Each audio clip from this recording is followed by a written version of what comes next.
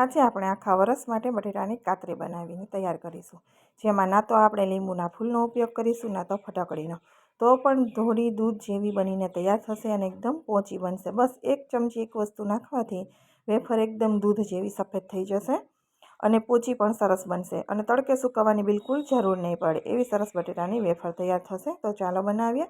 તો અહીંયા મેં 6 કિલો મોટા બટેટા વેફરના સરસ બજારમાં આવી રહ્યા છે. તો અહીંયા 6 કિલો મેં બટેટા લીધા છે, જેને ધોઈ અને એકદમ ચોખ્ખા સરસ કરી લીધા છે. હવે બટેટામાં કોઈ પણ ડાઘ કે પોચા બટેટા હોય તો એવા બટેટા બિલકુલ લેવાના નથી, જેની વેફર લાલ થઈ જાય અને વેફર એકદમ સરસ બનતી નથી. એટલે બટેટું હંમેશા વેફર માટે લેવા જાઓ તો મોટું અને કડક હોવું જોઈએ. ઢીલી છાલવાળા જે બટેટા આવે છે પીળા, એ બિલકુલ લેવાના નથી. એકદમ સરસ મોટા અને કડક બટેટા આપણે લેવાના છે, એની વેફર એકદમ સફેદ થશે. હવે બધા બટેટાની છાલ આપણે ઉખેડી લેવાની, કાઢતા જઈશું આ રીતે પિલરથી અને પાણીની અંદર નાખતા જવાના, જેથી બટેટું લાલ કે કાળું ન થવું જોઈએ. એટલે છાલ કાઢી અને તરત આપણે પાણીની અંદર નાખી દેવાનું. તો આ રીતે મેં બધા જ બટેટાની છાલ છે અહીંયા ઉખેડી લીધી છે, તમે જોઈ શકો છો, અને આપણે પાણીમાં રાખી દીધા છે. હવે આપણે વેફર માટે મશીન લઈ લઈશું. તો કાતરી પાડવા માટે તમે રેગ્યુલર મશીન આપણે વાપરતા હોઈએ, જેમાં એકદમ પાતળી પણ નહીં અને વધારે પડતી જાડી પણ નહીં, એવી મીડિયમ આપણી સ્લાઇસ પડવી જોઈએ. તો બટેટાની સ્લાઇસ છે આપણે બે રીતે પાડીશું. એક તો આ રીતે મોટી આડું રાખીશું બટેટું, જેથી ગોળ પતીકા પડે. અને તમને મોટી પસંદ હોય, ઘણા લોકોને ખૂબ મોટી હોય, તો એ રીતે પણ હું તમને બતાવી દઉં છું. અને ડિઝાઇનવાળી કરવી હોય તો આપણે મારું આ મશીન છે એમાં ખાલી કાતરી જ છે, ડિઝાઇનવાળી અલગથી થાય. અને તમે જોઈ શકો છો સ્લાઇસ વધારે પડતી એકદમ પાતળી પણ નથી અને જાડી પણ નહીં, મીડિયમ સ્લાઇસ પડશે એ રીતે આપણે પાડીશું, જેથી આપણે ખાવામાં પણ સરસ રહે. વધારે પડતી જાડી હોય તો ના મજા આવે, પાતળી પણ તેલ પી ગઈ હોય એવી લાગે.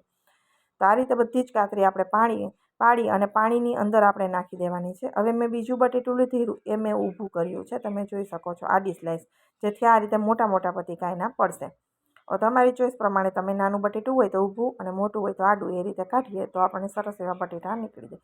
બધી જ વેફર આપણે પાણીની અંદર નાખી દેવાની છે અને પાણીની અંદર, જેથી આપણી બટેટાની વેફર છે એ કાળી ના પડે. એટલે છોલતું જવાનું અને વેફર આપણે તરત પાણી બાજુમાં જ રાખવાનું, કોઈ પણ મોટું વાસણ પાણીનું ભરી એની અંદર નાખી દેવાની. તો અહીં 6 કિલો બટેટાની વેફરનું મોટું તગારું મારે ભરાઈને તૈયાર થઈ ગયું છે. હવે બીજું કે હું એની અંદર હાથ નાખું તો પાણી સાવ ડોળું છે, એ બિલકુલ તાજું પાણી થાય ને ત્યાં સુધી આપણે એને 4 વખતથી 5 વખત ધોવાની છે. એની અંદરથી સ્ટાર્ચનું પ્રમાણ બિલકુલ ના રહેવું જોઈએ. એકદમ સરસ ધોયેલી વેફર હોય તો વેફર તમારી સફેદ થાય. અહીંયા જુઓ મેં 4થી 5 વાર ધોઈ કાઢી છે અને પાણી એકદમ સફેદ ક્લીન છે, બિલકુલ ડોળું પાણી નથી. એવું પાણી આપણે એવું થઈ જવું જોઈએ, ત્યાં સુધી વેફરને ધોવાની છે. નહીં તો તમારી વેફર એટલી સરસ નહીં બને, પીળી પડશે સુકાતા અને પછી લાલ થશે તળાતા. હવે અહીંયા તપેલું છે મોટું મેં મૂક્યું છે, એની અડધું તપેલું પાણીનું ભરી દીધું છે અને હું અહીંયા સાદું મીઠું 2 મોટી ચમચી ભરીને નાખું છું. મીઠાનું પ્રમાણ ચેક કરીને નાખવાનું. અને અહીંયા સાથે આપણે 1 ચમચી લીંબુનો રસ નાખી દઈશું. અહીંયા લીંબુના ફૂલ કે આપણે ફટકડીનો બિલકુલ ઉપયોગ કરવાનો નથી. લીંબુ છે એ શું કરે છે કે જ્યારે ભાત તમારા પીળા હોય ને તમે થોડું લીંબુ નીચોવો, ભાત તરત રૂપાળા થઈ જાય, એ મેલ કાપવાનું કામ કરે છે. તો વેફરમાં આપણે પીળી બિલકુલ નહીં થાય. મીઠું અને લીંબુ નાખ્યા પછી આપણે ઉકાળવા માટે ગેસની ફ્લેમ હાઈ રાખી અને રાખી દઈશું. પાણી ગરમ થાય ત્યાર પછી આપણે એની અંદર વેફર નાખીશું. હવે લીંબુનો રસ નાખવાની જરૂર નહીં પડે. બીજા ખાણમાં આપણે એમ જ 3 ખાણમાં મારે થયા હતા વેફરના, બીજામાં આપણે લીંબુ નાખવાની જરૂર રહેતી નથી. તો આ રીતે બે તપેલામાં જેટલું હમાય એટલી વેફર આપણે પાણીમાંથી નિતારીને અહીંયા અંદર નાખી દેવાની છે. તપેલું ભરી દેવાનું છે આખું, કેમ કે થોડી વારમાં જ વેફર છે એ પોચી થશે, નીચે જતી રહેશે ગરમ થશે એટલે આખું તપેલું ભરી અને આપણે ચમચો મારીશું એટલે નીચેની ઉપર આવી જાય અને એની વેફર છે એ બરાબર સમતલ થઈ જશે.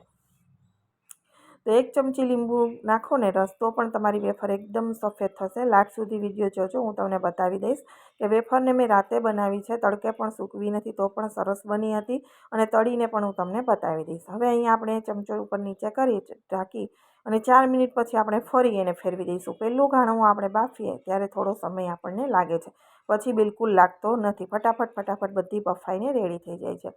4 મિનિટ જેવો સમય થયો એટલે મેં ઉપર નીચે અહીંયા ફેરવી દીધી છે વેફરને, જેથી ફટાફટ બફાઈને રેડી થઈ જાય. ફરી 3 મિનિટ જેવો સમય થયો એટલે મેં એને ખોલી અને આપણે ચમચાથી તમે જુઓ તો પણ તમને ખબર પડે કે વેફર હવે આપણી બફાઈ ગઈ છે. અને હાથમાં ચેક કરી લેવાની. વેફરને વધારે પડતી બાફવાની પણ નથી અને કાચી પણ રાખવાની નથી. તમે ખાવ ને તો તમને કાચો ટેસ્ટ ના આવવો જોઈએ. અને એકદમ સાવ તૂટી જાય એવી બાફવાની પણ નથી, કેમ કે કાઢવામાં સૂકવવામાં સમય લાગે, એકબીજાને ચીપકી જાય અને વેફર છે ટુકડા ટુકડા થઈ જાય. પરંતુ તમે આ રીતે બનાવો ને તો એક પણ વેફર તૂટશે નહીં અને તમને સૂકવવામાં પણ સરળતા રહેશે. હવે બધી વેફર પાણીમાંથી નિતારી અને ભાતિયાની અંદર આપણે રાખી દેવાની છે અને પાણી નીતરી જાય. તો અહીંયા બધી જ વેફર હું ભાતિયાની અંદર સમાડી દઉં છું. આ રીતે બધી જ વેફર આપણે બાફી અને તૈયાર કરી લઈશું.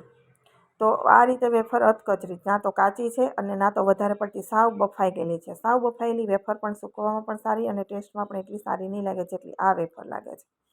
હવે સાંજનો રાતનો સમય હતો, અહીંયા બધી જ વેફર મેં સાડી ઉપર સૂકવી દીધી છે. હું ઘરમાં સૂકવું છું અને સાડી ઉપર સૂકવું છું. તો સવાર થાય ને ત્યાં વેફર એકદમ સરસ ખખડી જશે. તડકાની જરૂર નથી તો પણ વેફર આપણી સરસ બનશે. હવે બધી વેફર અહીંયા સૂકવી દીધી છે અને સવારનું શૂટિંગ પણ હું તમને પાછળ જ બતાવી દઉં છું કે સવારે તમે વેફર જુઓ ને, આ તડકો મારા ઘરમાં અત્યારે અંજવાળું પડવા માંડ્યું છે અને વેફર બધી જ સુકાઈ ગઈ છે. હાથમાં લઈને પણ હું તમને બતાવી દઉં છું કે આ રીતે જો તમે વેફર કરશો ને તો તમારી વેફર પણ તડકાની જરૂર નહીં પડે, એકદમ સરસ વેફર બનશે. બસ ધ્યાન એ વાતનું રાખવાનું છે કે વેફરની કાતરી પાડ્યા પછી 4 થી 5 વખત જ્યાં સુધી તાજું પાણી ના થાય ત્યાં સુધી તમારે એને સરસ રીતે કાતરીને ધોઈ લેવાની. એમાં સ્ટાર્ચનું પ્રમાણ ન રહેવું જોઈએ, નહીંતર એ પીળી પડી જાય અને તળવામાં પણ સફેદ ના થાય. અને એમાં લીંબુના ફૂલ કે ફટકડી ના હોય તો પણ તમે આ રીતે વેફર બનાવશો, બસ 1 ચમચી લીંબુનો રસ નાખી દો તો પણ તમારી વેફર એકદમ સફેદ જ બનશે. અહીંયા આપણી બધી જ વેફર છે, હું નજીકથી પણ તમને બતાવી દઉં છું કે એકદમ સરસ એવી બધી સુકાઈ ગઈ છે તડકાની વગર. અને હવે તળીને પણ બતાવી દઉં કે વેફર કેટલી સફેદ થઈ છે. બટેટું ખાસ માર્કેટમાં જાઓ ત્યારે ચેક કરીને લેવાનું. વિલાઈ ગયેલું બટેટું આવે, થોડું સંકોચાઈ ગયેલું પીળાશવાળું, એ બટેટું વેફર માટે ક્યારેય લેવાનું નથી. બટેટા એકદમ કડક અને મોટા સફેદ હોવા જોઈએ. હવે વેફરનો એક ટુકડો નાખી આપણે ચેક કરી લેવાનું કે આપણું તેલ ગરમ થયું છે કે નહીં. વેફર તેલ સરસ ગરમ થઈ જાય ત્યાર પછી આપણે વેફર તળવાની. તો બરાબર તેલ ગરમ ના હોય તો પણ વેફર સારી તળાય નહીં. અહીંયા તમે જુઓ વેફર નાખી અને તરત જ એકદમ સફેદ આપણી વેફર થઈ અને બહાર આવી છે. તમે જોઈ શકો છો એકદમ સરસ રૂપાળી રૂપાળી બની છે. જો તમને મારી વેફરનો વિડીયો પસંદ આવ્યો હોય તો મારી ચેનલને સબસ્ક્રાઈબ જરૂરથી કરજો. વિડીયોને લાઇક અને શેર કરવાનું બિલકુલ ભૂલતા નહીં અને કોમેન્ટ બોક્સમાં પણ જણાવજો કે તમને મારી રેસીપી કેવી લાગી છે. તો આખું વરસ આ રીતે તમારી વેફર સફેદ સફેદ દૂધ જેવી જ રહેશે, એકદમ સરસ એવી બનીને તૈયાર થશે. આ રીતે જો વેફર બનાવી તો કોઈ વર્ષે તમારી વેફર બગડશે નહીં અને તડકાની પણ જરૂર નહીં, એકદમ સરસ અને બનીને તૈયાર થશે. તો અહીંયા મેં તળેલી વેફર પણ તમને નજીકથી પણ બતાવી દઉં છું કે આપણી વેફર તમે જુઓ એકદમ સફેદ રૂ જેવી બનીને તૈયાર થઈ છે અને પોચી ખાવામાં પણ એવી છે. હું તમને પાછળ તોડીને પણ બતાવી દઉં છું કે પેલી નહીં લાગે જરાય. ઘણી વખત આપણને ખાવામાં ટેસ્ટ અલગ આવે એવું કંઈ નહીં. વેફર એટલી સરસ બનશે ને કે તમે આ જ મેથડથી વેફર બનાવશો. તો હું હાથમાં લઈ તોડી બતાવી દઉં. ફરી મળીશું આવા જ નવા વિડીયો સાથે. આવજો.